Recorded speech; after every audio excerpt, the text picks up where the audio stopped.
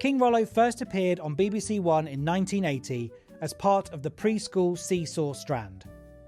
Created by author and illustrator David McKee, who also created Mr. Benn and Elmer, the series was based on his popular collection of children's books.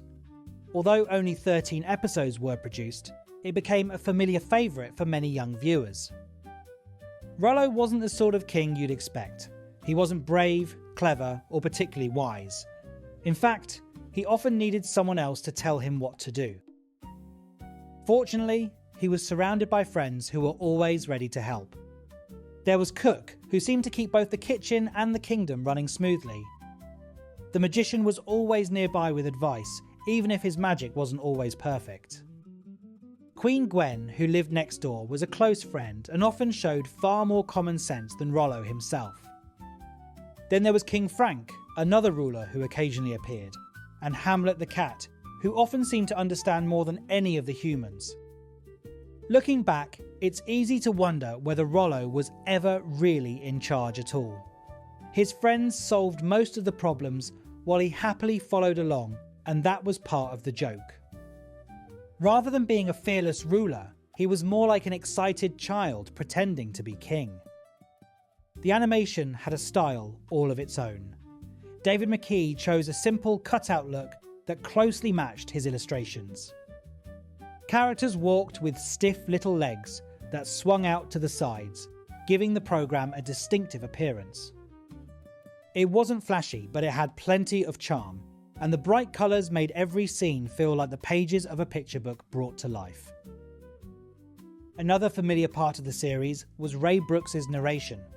Instead of characters speaking to each other all the time, Brooks gently guided viewers through each story, making it feel as though someone was reading a bedtime book aloud.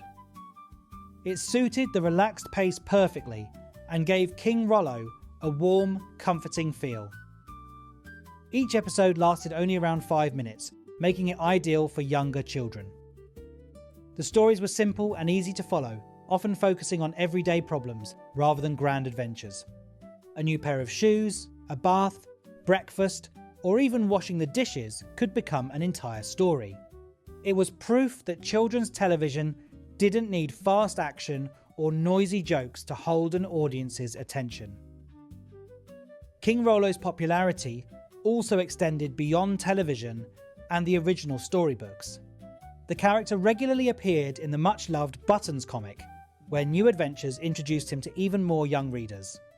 Alongside the comics, a selection of VHS tapes and later DVD releases gave families the chance to enjoy the gentle adventures whenever they liked, helping the lovable little king reach a new generation of fans. Although King Rollo isn't as widely remembered today as some other British animated classics, it remains an important part of David McKee's work. The books continued long after the television series ended, with new titles appearing well into the 2000s, introducing new generations to the lovable little king. More than 40 years after it first aired, King Rollo still has a gentle charm that's difficult to find in modern preschool television. It's funny without trying too hard, full of colourful characters, and quietly reassuring from beginning to end. Sometimes the best king isn't the cleverest or the bravest. Sometimes he's simply the one who's willing to listen to his friends, and King Rollo had some of the very best.